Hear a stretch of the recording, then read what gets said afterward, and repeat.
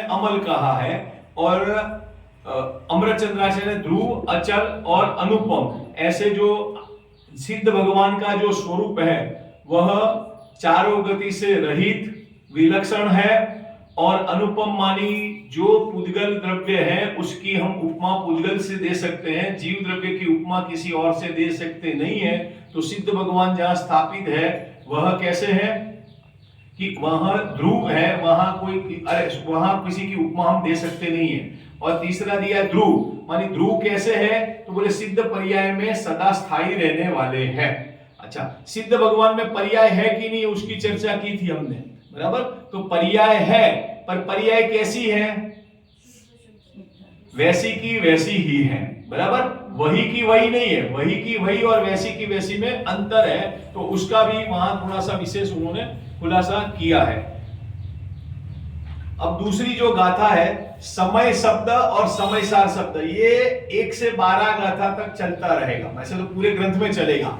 समय किसको कहना और समय सार किसको कहना, तो हमने पहले गाथा में समय सार शब्द पढ़ा और मंगलाचरण में समय सार शब्द पढ़ा।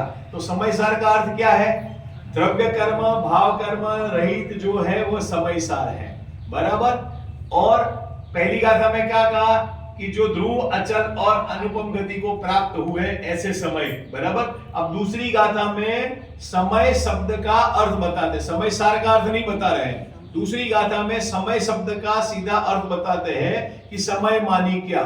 पहला थोड़े पूर्व में संकेत किया था, समय मानी द्रव्य होता है, तो आपने अकेला जीव द्रव्य क्यों ले लिया, 6 द्रव्य लेने चाहिए थे ना पहले कलश में। और पहली गाथा में ये थोड़ा सा संकेत किया कि समय का अर्थ द्रव्य होता है, तो आपको जीव, पुद्गल, धर्म इत्यादि सभी द्रव्य लेने चाहिए थे ना, अकेले जीव द्रव्य को क्यों लिया।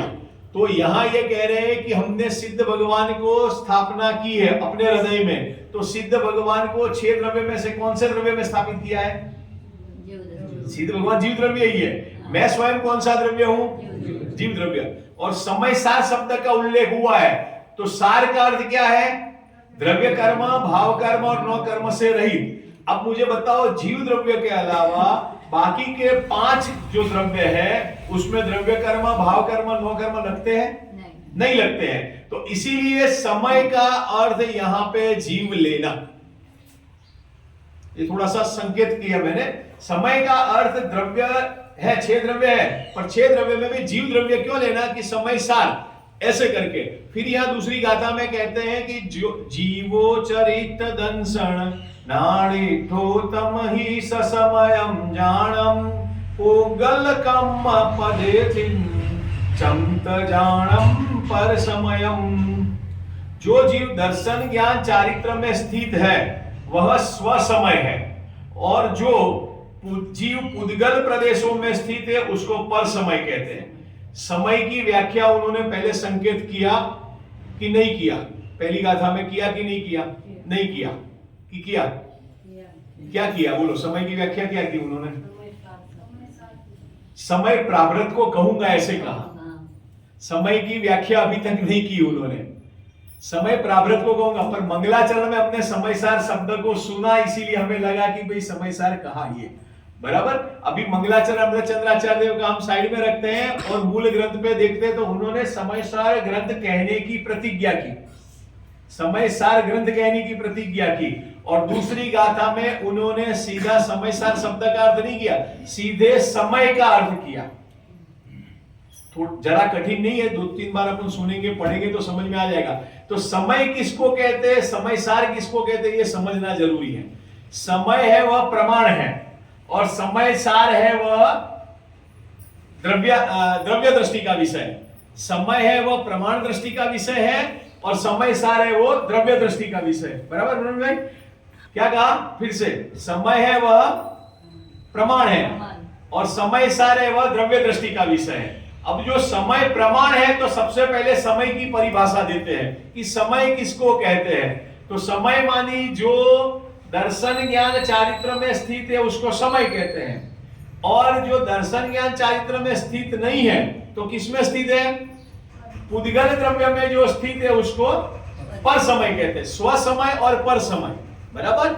अब समय शब्द का वास्तविक अर्थ क्या है, तो समय मानी जानना और दूसरा क्या कहा, गमन करना। समय शब्द का अर्थ जानना और गमन करना। यहां देखो, समय शब्द सम उपसर्ग पूर्वक अय धातु से बना है। अय का अर्थ गमन करना होता है और ज्ञान भी होता है, और सम का अर्थ होता है एक साथ, मानी एक साथ गमन भी होता है और एक साथ जानना भी होता है। अब गमन करना और जानना क्या है, ये समय शब्द का अर्थ है। 6 द्रव्य में, सब द्रव्य में गमन है या नहीं है?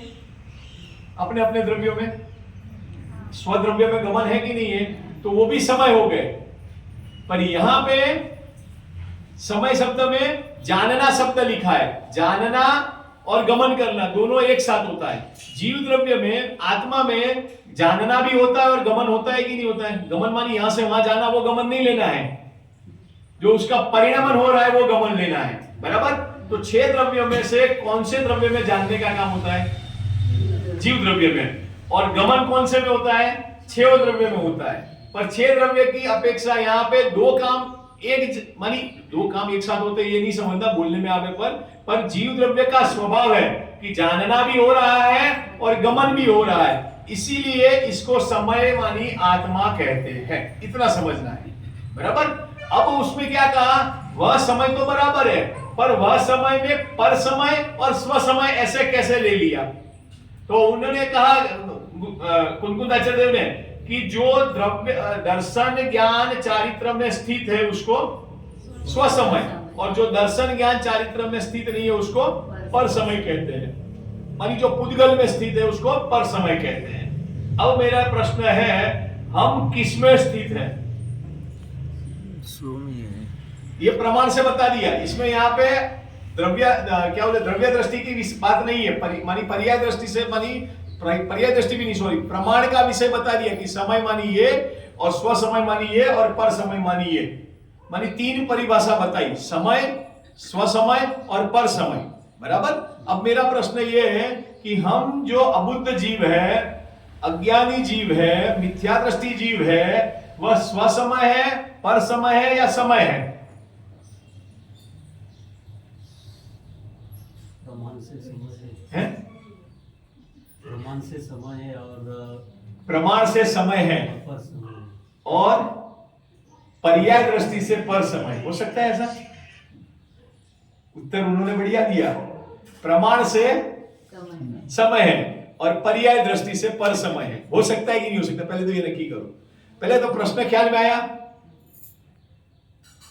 थोड़ा कंफ्यूजन होगा, कोई बात नहीं, क्योंकि हमने ये सारे शब्द सुने हैं कि नहीं सुने मालूम नहीं है, बराबर है। हम भी 2 बार 3 बार सुनते तो सब ये सोचते कि हम कैसे आपको समझा पाए। समझ तो जाते, पर समझाने में भी कई बार पसीना छूट जाता है, बराबर है कि नहीं? समय शब्द को क्या कहा कि जानना और गमन करना एक साथ, मानी उसको समय कहा है। मानी आत्मा को समय कहा है, बराबर। जीव को समय कहा है, जीव द्रव्य को समय कहा है, जीव तत्व को समय कहा है, जो जो आपने शब्द सुने उसमें।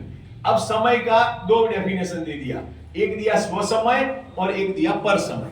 जो दर्शन ज्ञान चारित्र में स्थित है उसको स्व समय कहते हैं, और जो पुद्गल में स्थित है उसको पर समय कहते हैं। ज्यादा उसमें उलझने वाली बात नहीं है, बराबर। अब मेरा प्रश्न है, आप समय है, स्व समय है कि पर समय है? अरे हूं जीव छू ऐसा नक्की तो होगा कि नहीं होगा? मैं जीव हूं ये तो पक्का है कि नहीं? तो मैं जीव हूं इसका मतलब कि मैं समय हूं। मानी ये प्रमाण से मैं समय हूं, ये पहले आपको निर्णय करना पड़ेगा, नक्की करना पड़ेगा और उसका विश्वास करना पड़ेगा। उसके बाद हम शुद्ध है कि अशुद्ध है, संसारी है कि मुक्त है। अब वो सारे तर्क लगाओ तो बोले हम अभी संसारी हैं, पर स्वभाव से तो हम शुद्ध है, मानी समय है। तो व्यवहार से पर्याय दृष्टि से हम पर समय है। क्यों? क्योंकि हम पुद्गल में एक मेकपना मानते हैं, बराबर। तो ये यहां कहना चाहते हैं, जो पुद्गल में एक मेकपना मानता है उसको पर समय कहते हैं, और जो आत्मा में एक मेकपना मानता है उसको स्व समय कहते हैं। यहां तक समझ में आ गया? अब और आगे चलते हैं कि उन्होंने क्या इसकी विशेषता बताई है कि स्व समय में आत्मा का जो स्वभाव है उसकी 7 विशेषता बताई है। समय शब्द की, स्वसमय की नहीं, फिर बाद में स्वसमय की बताएंगे, फिर पर समय की बताएंगे। आत्मा जो जीव है उसकी 7 विशेषता यहाँ पे अमरचंद्राचार्य देव ने टीका में बताई है। मैं पढ़ता जाता हूं और फिर अपन उसका थोड़ा सा देखते जाएंगे तो अपने को ख्याल में आएगा।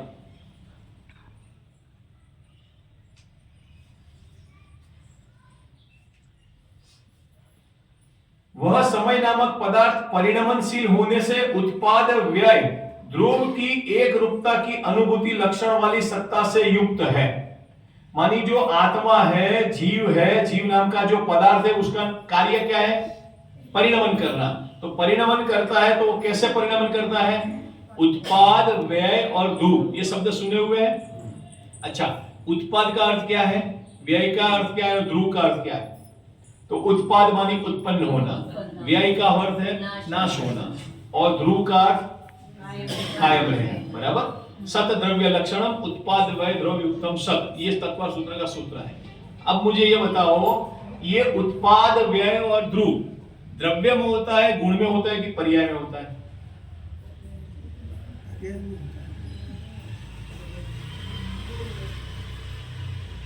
यहां द्रव्य की सत्ता है, इधर कहा समय नामक जीव पदार्थ परिणमनशील होने से उत्पाद व्यय द्रव की एक रूपता से अनुभूति लक्षण वाली सत्ता से युक्त है। अनुभूति में सत्ता उसकी स्वीकार करनी है। कैसी सत्ता स्वीकार करनी है आत्मा की? उत्पाद वाला भी है, व्यय वाला भी है और ध्रुव वाला। ये अभी प्रमाण का विषय चल रहा है, बराबर है कि? द्रव्य दृष्टि का विषय नहीं चल रहा है, पर्याय दृष्टि का विषय नहीं चल रहा है, अभी प्रमाण का विषय चल रहा है। तो मेरा प्रश्न है, आत्मा उत्पाद, व्यय और ध्रुव वाला है, इतना तो आपको मालूम है। अब उत्पाद का अर्थ भी मालूम है, व्यय का अर्थ भी मालूम है, ध्रुव का अर्थ भी मालूम है। अब मेरा प्रश्न यह है कि उत्पाद, व्यय और ध्रुव किस में होता है? द्रव्य में होता है, गुण में होता है कि पर्याय में होता है? द्रव्य में होता है, पक्का। तो द्रव्य उत्पन्न भी होगा और नाश भी होगा। हाँ, पर्याय उत्पन्न होती है और पर्याय नाश होती है, चलो ये ठीक है। और द्रव्य ध्रुव कायम रहता है, बराबर। तो गुण में उत्पाद व्यय कुछ नहीं होता है, नहीं होता है।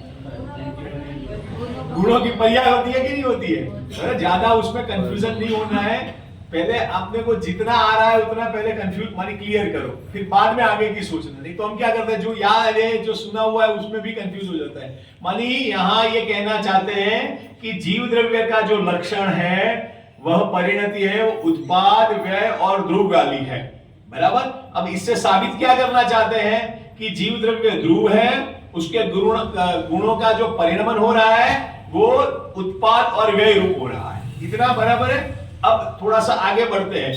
उत्पाद और व्यय एक समय में होता है कि अलग अलग समय में होता है? पर्याय में मानो, गुण में मानो, एक समय में होता है कि अलग अलग समय में होता है? फिर पूछूंगा कैसे? उत्पाद और व्यय एक ही समय में होता है, इतना तो कंफर्म है, बराबर। और ध्रुव वो तो सदा रहता ही है। मानी तीनों चीज एक समय में होती है, अलग अलग नहीं होती है। उत्पाद अलग है और व्यय अलग है, ऐसा नहीं है। जिस समय व्यय हुआ उसी समय नई पर्याय उत्पन्न हो गई, और जिस समय उत्पन्न हुई उसी समय पूर्व पर्याय का व्यय हो गया। पर कहने के लिए ये उत्पाद, व्यय और ध्रुव तीनों अलग अलग कहा है। क्यों कहा है उसको नहीं मानेंगे। उत्पाद और व्यय में खाली हम उत्पाद बोलेंगे तो क्या होगा, व्यय नहीं है, और व्यय बोलेंगे तो उत्पाद नहीं है, इसीलिए उत्पाद, व्यय और ध्रुव बोलते हैं। पूज्य गुरुदेव सिंह ने ओम शब्द में ये भी अर्थ एक निकाला है मेरे भाई। उत्पाद, व्यय, ध्रुव रूप जो स्वरूप है उसको समझना, उसका नाम ओम का अर्थ है। अच्छा, ये जो उत्पाद, व्यय और ध्रुव है वो अपने द्रव्य की अपनी अपनी गुण में वाली पर्याय में होती है कि दूसरे द्रव्य की दूसरे गुण की पर्याय में होता है? धर्म के क्षेत्र में ऐसा होता है कि दूसरे क्षेत्र में भी ऐसा होता है?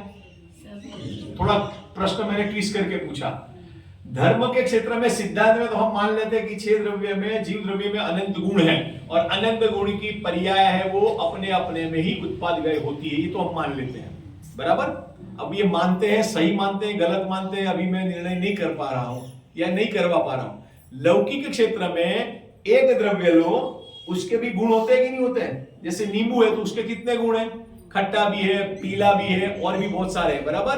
अभी उसके जो गुण है उसका परिणमन उस पर्याय रूप हो रहा है कि दूसरे पर्याय रूप हो रहा है। नींबू का ही कह रहा हूं मैं, दो चीज मिला के नहीं बोल रहा हूं, नींबू और नमक का मिला के नहीं बोल रहा हूं मैं। नींबू के जितने गुण हैं उसमें जो पीलापन है वो पीलेपन रूप परिणमन होगा कि खट्टा वाला पीले में हो जाएगा, पीला वाला खट्टे में हो जाएगा। उदाहरण समझ में आया? मानी उसमें जो उसका जो गुण है उस गुण का परिणमन उसी रूप होता है, दूसरे रूप नहीं होता है, बराबर। अनंत गुण है और अनंत गुण की सारी व्यवस्था उस रूप होती है। थोड़ा सा और मैं सरल करता हूं। आप लोगों के पास, सबके पास वो क्या बोलते हैं, नया परिग्रह है कि नहीं, क्या बोलते हैं, डिब्बा, स्मार्टफोन, बराबर है कि नहीं, है कि नहीं है? उसमें कितने फीचर्स हैं? बहुत सारे फीचर्स हैं। एक फीचर्स दूसरे फीचर्स में चले जाते हैं, उसकी एप्लीकेशन चली जाती है। ये तो किसने बनाया है? आदमी ने बनाया है, बराबर। यदि ऐसा हो तो हैंग हो जाता है। समझ में आ गई बात? तो वो जो लौकिक चीज है उसमें सारे के सारे फीचर्स उसमें मिले हुए हैं, बराबर, सारी सिस्टम मिली हुई है। उसमें एक एप्लीकेशन दूसरी एप्लीकेशन में नहीं जाती है। प्ले स्टोर में जाके आप डाउनलोड करो, ये करो, फिर डिलीट करो, तो वापस वो खुलती नहीं है, फिर से करो, सारी चीजें से हम मुक्त होगी है। मानी वहां उसके जितने भी हैं वो उसी रूप कार्य करते हैं। वैसे ही प्रत्येक द्रव्य में जितने गुण हैं वो उसी रूप उत्पाद होते हैं, उसी रूप मानी उसी के फील्ड में काम करते हैं। ये समझना है। इसको कहते हैं वस्तु व्यवस्था, इसको कहते हैं प्रमाण। अब उसमें जीव की बात है, क्योंकि समय सार ग्रंथ चल रहा है तो जीव की बात है। तो जीव में ये कहा कि उत्पाद व द्रव की एक रूपता की अनुभूति वह है सत्ता है। वो जो अनुभूति हो रही है किसको हो रही है? समय शब्द की परिभाषा चल रही है। समय शब्द में 7 डेफिनेशन अलग अलग प्रकार से समझाइए। तो उत्पाद व ध्रुव युक्त से जीव की सत्ता बताई गई है। फिर दूसरा, चैतन्य स्वभावी होने से नित्य उद्योग रूप निर्मल दर्शन ज्ञान ज्योति रूप है। क्या कहा? चैतन्य स्वभावी होने से नित्य उद्योग रूप निर्मल दर्शन ज्ञान रूप ज्योति स्वभाव है। आत्मा का गुण जानना देखना है, हमने सुना है, चैतन्य शक्ति है, बराबर है। उपयोगो लक्षणम, उपयोग 2 प्रकार का है, ज्ञान उपयोग और दर्शन उपयोग। अब वह आत्मा ज्ञान उपयोग और दर्शन उपयोग का कार्य कब करता है? निरंतर करता है, बराबर। निरंतर मानी कौन सी गति में करता है, कौन सी गति में नहीं करता है? सर्वत्र, सर्व क्षेत्र, सर्वकाल, सर्वभाव करता है, बराबर है कि नहीं? अब वो ज्ञान दर्शन का जो व्यापार है और चैतन्य स्वभावी होने से नित्य उद्योग रूप मानी नित्य प्रकाशमान है। अब हमें अभी प्रकाशित नहीं हो रहा है तो बोलो वो प्रकाशित है या नहीं है?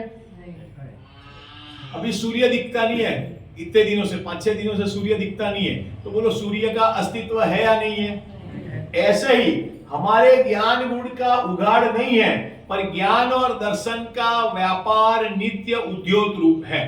ये जीव की उपमा क्यों दे रहे हैं कि हमें जीव का वास्तविक स्वरूप ख्याल में आवे तो स्व समय और पर समय का ख्याल में आएगा, पर जीव का स्वरूप ही ख्याल में नहीं होगा तो स्व समय और पर समय क्या है, उसके भेद करो नहीं करो क्या फर्क पड़ता है? जीव के कितने भेद हैं जो आपने सुने? वो संसारी और मुक्त। संसारी में कितने हैं? अनंत, यानी 2 से लेकर के बहुत सारे होते हैं, बराबर। ये जानने का फायदा क्या हुआ? ये जानने का फायदा क्या हुआ? हम पंचेंद्रिय ये जानना जरूरी है, हम संगी पंचेंद्रिय ये जानना जरूरी है, और क्या है मनुष्य गति के जीव ये जानना जरूरी है कि ये जानते हुए भी आत्मा इनसे न्यारा है। ऐसे ही यहां पे द्रव्यानुयोग का जो ग्रंथ है उसमें जो अभी दूसरी गाथा में समय की परिभाषा बताते हुए 7 उसके विशेषण बताए हैं, वो ये बताना चाहते हैं कि ये आत्मा ऐसा स्वरूप वाला है। चैतन्य स्वभावी होने से नित्य उद्योग रूप निर्मल ज्ञान दर्शन ज्योति रूप है। अनंत धर्मों के अधिष्ठाता रूप एक धर्मी होने से जिसका द्रव्यत्व प्रकट है। यानी आत्मा में कितने धर्म है? गुण की बात नहीं है, कितने धर्म है?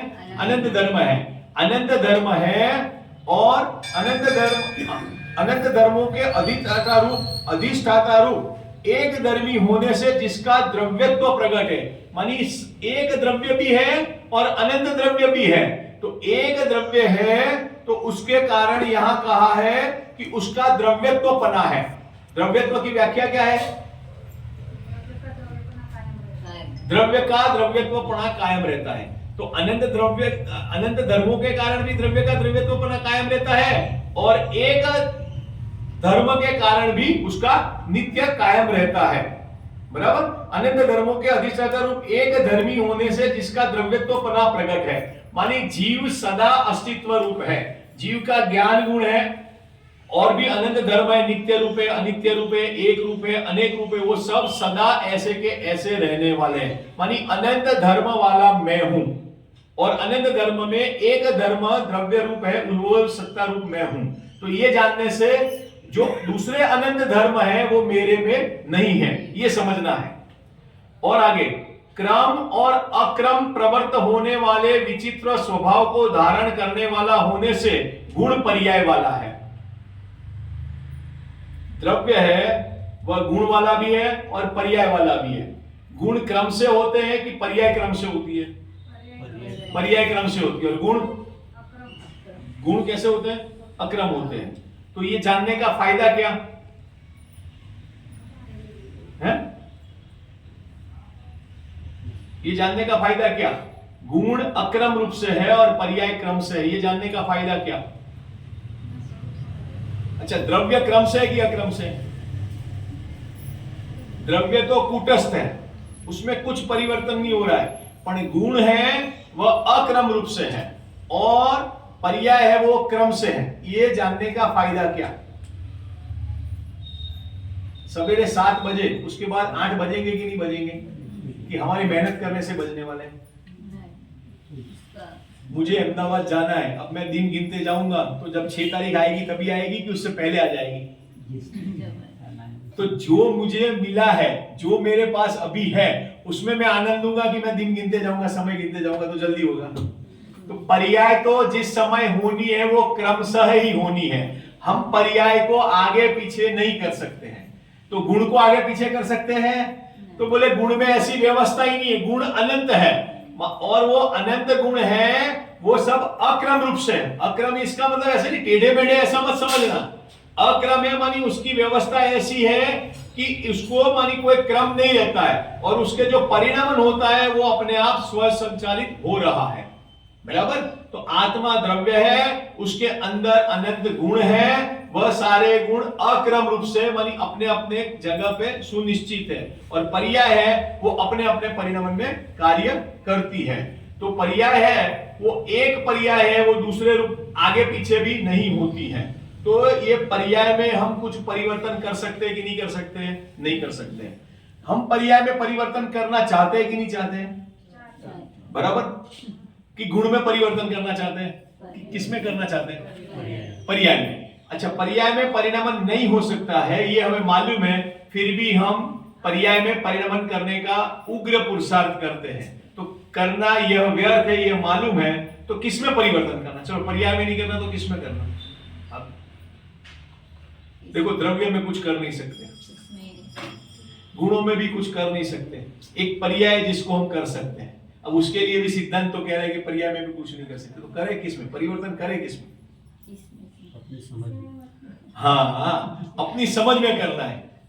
उसको ही कहते हैं स्व समय और उसको ही कहते हैं पर समय। वो अपनी समझ में करते हैं कि नहीं करते हैं? ये उंगली है, अब इसको मैं यूं मोड़ता हूं तो क्या बोला मैंने? मैंने मोड़ी। अब उल्टी मोड़ो तो उस समय क्या बोलेंगे? क्रमबद्ध पर्याय याद करेंगे कि वस्तु के द्रव्य का परिणामन ऐसा है। बराबर। अब मेरा यह प्रश्न है कि उल्टी नहीं मुड़ रही है, उसमें वस्तु के द्रव्य का परिणामन हम स्वीकार करते हैं, अपने इच्छा से नहीं करते हैं। बराबर। पराधीनता से होके करते हैं। तो इसमें अपनी इच्छा अनुसार मैं मोड़ता हूं, ये हुआ तो क्रमबद्ध पर्याय इधर भी लागू पड़ेगी और इधर भी लागू पड़ेगी। ये बराबर। ये यहां पे क्रम और अक्रम को समझाने के लिए फैसिलिटी है। मानी जीव द्रव्य का हमें जो स्वभाव है वो जब तक ख्याल में नहीं आएगा, उसके फीचर्स ख्याल में नहीं आएंगे, तब तक हमें आत्मा की बात सुहाएगी नहीं, और सुहाएगी नहीं तो हमें भगवान की बात, भगवान कौन है वो भी पता नहीं चलेगा, भगवान कौन है वो पता नहीं चलेगा, तो वस्तु व्यवस्था ख्याल में आएगी नहीं। तो ऐसे ही क्रम और अक्रम से प्रवृत्त होने वाले विचित्र स्वभाव को धारण करने वाले होने से गुण पर्याय वाला है। स्वपर के प्रकाशन में, अब 5वें नंबर का, स्वपर के प्रकाशन में समर्थ होने से समस्त पदार्थों को प्रकाशित करने वाली एक रूपता को प्राप्त जिसने किया है। आत्मा में ज्ञान गुण है, ज्ञान गुण किसको जानता है? बोलो सतीश भाई। स्वयं को और पर को। किसका ज्ञान गुण स्वयं को और पर को जानता है? फिर से, आत्मा है, मानी सभी आत्मा ले लेना, निगोल वाला आत्मा भी ले लेना, सिद्ध भगवान का आत्मा लेना, उसका ज्ञान गुण है। ज्ञान गुण का काम जानना है, जानने में स्व को भी जानना है और पर को भी जानना है। अब मेरा प्रश्न है कि वह ज्ञान गुण किसका है जो स्व को और पर को जानता है? अरिहंत और सिद्ध भगवान का ज्ञान गुण स्व को और पर को जानता है। बराबर, आपका उत्तर है। अब थोड़ा सोचो कि पहले वो ज्ञान गुण कोरा था मानी उसमें कुछ कमी थी, जब जाके अरिहंत और सिद्ध अवस्था में स्व पर को जानने का काम हुआ, नहीं आया समझ में? मैं पहले अधूरा था, फिर भगवान बनने के बाद पूरा हुआ, कि मैं पहले पूरा ही था और भगवान बना तो वो पूरा सारा का सारा पर्याय में भी प्रकट हुआ। यहां स्वभाव की बात चल रही है। ज्ञान गुण का स्वभाव प्रत्येक जीव में स्वपर प्रकाशात्मक है। ज्ञान का लक्षण ही वही है। ज्ञान का लक्षण क्या है? जानना। तो जानना किसको कहते हैं? स्व को और पर को जानना कहते हैं। बराबर, उसके लिए शास्त्र में उदाहरण आता है प्रदीपवत, मानी दीपक की तरह। तो दीपक को जब जलाते हैं तब दीपक स्वयं जलता है कि जगत को पहले प्रकाशित करता है? फिर से, दीपक पहले स्वयं प्रकाशित होता है कि जगत को प्रकाशित करता है? एक ही समय में है? एक ही समय में, दोनों साथ में, एक समय में। तो यहां ये कह रहे हैं कि आत्मा का जो ज्ञान गुण है वह स्वपर को प्रकाशन करने में समर्थ है। बराबर, अभी सिद्ध भगवान वाली बात ही है। अभी तो समय शब्द का अर्थ कर रहे हैं। समय शब्द में जो जो हमारे अंदर फीचर्स है वो फीचर्स बता रहे हैं। तो यहां क्या कह रहे हैं? स्वपर के प्रकाशन के समर्थ होने से समस्त पदार्थों को प्रकाशित करने वाली एक रूपता को प्राप्त जिसने किया है। मानी सबको हम जानते हैं, वो एक रूप होके जानते हैं, मानी अपने से ही जानते हैं। एक रूप मानी अपने से ही जानते हैं। अब आप अपने लिए प्रैक्टिकल करो। हम अभी स्व को भी जानते हैं, पर को जानते हैं। ऐसा हो सकता है कि पर को ही जानते हैं। अभी वर्तमान में हम सब ले लो, जो सोच रहे हैं, आप मुझे देख रहे हो, मैं आपको देख रहा हूं, वो तो चर्म चक्षु से देख रहे हो। पर ज्ञान गुण का जो काम है, जीव द्रव्य का जो काम है, वो स्व को भी जान रहा है, पर को भी जान रहा है कि नहीं कर रहा है? साथ में, एक साथ कंटिन्यू चल रहा है। पर हमें दिख क्यों नहीं रहा है? कि हमें जो मोह लगा है ना, इसके कारण हमें पर पे हमारी अटैचमेंट हो गया है। तो इसके कारण हम स्व को जानते हैं, वो मानने को तैयार नहीं है। बराबर, थोड़ा सा और सोचेंगे, चिंतन करेंगे तो उसमें भी हमें पता चलेगा हम स्व को भी साथ एक ही साथ जान रहे हैं और पर को भी एक ही साथ जान रहे हैं। स्वपर के प्रकाशन के समर्थ होने से समस्त पदार्थों को प्रकाशित करने वाली एकता रूप प्राप्ति की है जिसने, मानी प्रत्येक द्रव्य को जानने में जीव द्रव्य का एक ये है कि वह स्व और पर को एक साथ जानता है। अन्य द्रव्य के जो विशेष गुण हैं, बाकी के पुद्गल आदि जो 5 द्रव्य, उनके जो विशेष गुण हैं, ऐसे अवगान हेतुत्व, गति हेतुत्व, स्थिति हेतुत्व, वर्तना हेतुत्व, रूपित्व के अभाव से, असाधारण चैतन्य के सद्भाव से, आकाश, धर्म, अधर्म, काल और पुद्गल इन 5 द्रव्यों से अत्यंत भिन्न है। ये आगे का पॉइंट हुआ। जीव में ज्ञान दर्शन गुण है, वह साधारण है कि असाधारण है? असाधारण है। जीव में अस्तित्व, वस्तुत्व, द्रव्यत्व, अगुरु लघुत्व, प्रदेशत्व आदि साधारण है कि असाधारण है? साधारण। बराबर, साधारण और असाधारण आपको ख्याल में आ गया। परसों नरसों मैंने आपको एक क्वेश्चन पूछा था, फिर मैं भूल गया। द्रव्य में गुण होते हैं, गुण को 2 भाग में विभाजित किया है। कौन कौन से? सामान्य और विशेष। विशेष गुण कितने हैं? अनंत। सामान्य गुण कितने हैं? 6। फिर से प्रश्न दोहरा रहा हूं। मैंने उस समय एग्जांपल भी दिया था। एक पिताजी के 2 लड़के होते हैं, बराबर, और उसमें एक जन को बहुत सारी चीज दे देते हैं, एक जन को 6 चीज ही देते हैं। अच्छा, गुण में भी बंटवारा होता है तो आधा आधा होना चाहिए कि कम ज्यादा होना चाहिए? तो मेरा प्रश्न है कि सामान्य 6 और विशेष अनंत, ये कुछ वस्तु व्यवस्था जमेगी कि नहीं जमेगी? तो क्या होना चाहिए? सामान्य भी अनंत है और विशेष भी अनंत है। ये थोड़ी हमें सुना है वो सही है, ऐसा नहीं कह रहा सुना है वो गलत नहीं है, ऐसा नहीं है, पर हमें उसका विस्तृत जानकारी होना चाहिए कि कहने के लिए सामान्य को जाति अपेक्षा से समझने की अपेक्षा से 6 कहा है, पर उसमें भी अनंत है और विशेष में भी अनंत है, ये समझना है। बराबर? अभी यहां मैं साधारण असाधारण समझा था, एकदम ध्यान में आ गया। तो साधारण में क्या है कि जो सब में होते हैं वो, और असाधारण प्रत्येक के अलग अलग है। तो जीव का असाधारण लक्षण क्या है? जानना, ज्ञान। बराबर? वो अन्य द्रव्यों में नहीं है। तो ये जानने से क्या फायदा हुआ कि हमें 6 द्रव्यों की स्वतंत्रता ख्याल में आई। पुद्गल द्रव्य की भी आई, काल द्रव्य की भी आई, सबकी आई। बराबर ना? बोलो, जीव अवगाहना दे सकता है कि नहीं दे सकता है? नहीं दे सकता है ना? बराबर? जीव परिवर्तित करा सकता है, परिणमन करा सकता है काल द्रव्य की तरह? तो हम क्या मानते हैं? मैंने अवगाहना दी तो वो क्या हुआ? 6 द्रव्यों की स्वतंत्रता छीनने का काम किया। वो यहां पे उन्होंने कहा कि 6 द्रव्यों की जो सबकी असाधारण है, पर 6 द्रव्यों की बात जाने दो, मेरे को तो जीव का देखना है। तो जीव का असाधारण लक्षण है, वो अन्य किसी में नहीं है, वो मेरा मेरे में ही है। वह इन पांचों में अत्यंत भिन्न है। वह जीव नामक पदार्थ अनंत अन्य द्रव्यों से अत्यंत एक क्षेत्रावगाह रूप से संबंधित होने पर भी अपने स्वरूप को न छूटने के कारण टंकोत्कीर्ण चैतन्य स्वभाव, ये लास्ट वाला। 6 द्रव्य कहां पे है? 3 लोक में। कैसे भरे हुए हैं? ठसाठस। अपन यहां बैठे हैं तो अपने शरीर के अंदर भी 6 द्रव्य है या नहीं है? तो यहां ये कह रहे हैं कि अत्यंत, शब्द बहुत बढ़िया लिया है, जीव नामक पदार्थ अनंत अन्य द्रव्यों से, मानी अनंत अन्य द्रव्य, मानी जीव के अलावा, मेरे जीव के अलावा सब की सब, अत्यंत एक क्षेत्रावगाह, मानी सब एक क्षेत्रावगाह, एक जगह ही बैठे हुए हैं। बराबर? और रूप से संबंधित होने पर भी अपने स्वरूप को न छूटते हुए, मानी अपने स्वभाव को छोड़ता नहीं है। कौन नहीं छोड़ रहा है? जीव। वो ध्यान में रखना। कौन सा जीव? सिद्ध भगवान का कि मेरा? मेरा। मानी वह नहीं छूटने के कारण टंकोत्कीर्ण चैतन्य स्वभाव वाला है। टंकोत्कीर्ण शब्द का अर्थ आपको मालूम है क्या है? पत्थर के ऊपर जो आंका जाता है वो। बराबर? इसका मानी टंकोत्कीर्ण शब्द का भाव भाषण क्या है? कभी नहीं नाश होने वाला, मानी बहुत लंबे समय तक। ऐसे ही मेरा जो चैतन्य स्वभाव है वो अनादि अनंत है। बराबर? तो ऐसे इन्होंने 7 लक्षण बताए। वो किसके हैं? मेरे। अच्छा, ये प्रमाण बता दिया कि इतना इतना जीव में आपके फीचर्स है। बराबर? अब उस फीचर्स को यदि हम देखते हैं तो वो दर्शन ज्ञान चारित्र से स्वसमय है, और इन फीचर्स को नहीं देखते हैं तो वो क्या हुआ?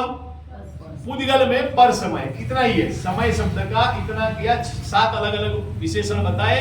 7 अलग अलग विशेषण में ये विशेषण रूप यदि हम समझते हैं, विचारते हैं, अनुकरण करते हैं तो वो दर्शन ज्ञान चारित्र रूप स्वसमय। अकेला दर्शन नहीं लिया, अकेला ज्ञान नहीं लिया, अकेला चारित्र नहीं लिया, और पर समय में पुद्गल में ले लिया। अब कौन सा पुद्गल लेना और कौन सा नहीं लेना? पर समय में कौन सा पुद्गल लेना, दूसरा नहीं लेना? आत्मा को छोड़ के। बहुत बढ़िया। अच्छा, मुझे एक और प्रश्न इसमें है कि पुद्गल पे पर समय लिया प्रवीण भाई, तो धर्म अधर्म आकाश और काल में पर समय लेना कि नहीं लेना? क्यों नहीं लिया? प्रश्न समझ में आया? पहले गाथा सिंपल है। यहां पहले तो 7 अलग अलग लक्षण बताए जीव के, समय शब्द के। समय मानी जो जानने वाला है और जो गमन करने वाला है उसको समय कहा। वो समय कैसा है? आत्मा द्रव्य क्षेत्र काल भाव वाला है, चैतन्य स्वभाव वाला है, टंकोत्कीर्ण है, पर द्रव्यों से असाधारण भाव से भिन्न है, क्रम और अक्रम पर्याय वाला है, ऐसे करके 7 उपमाएं बताई, बराबर। अब वो आत्मा की उपमा बताई, प्रमाण से बताई।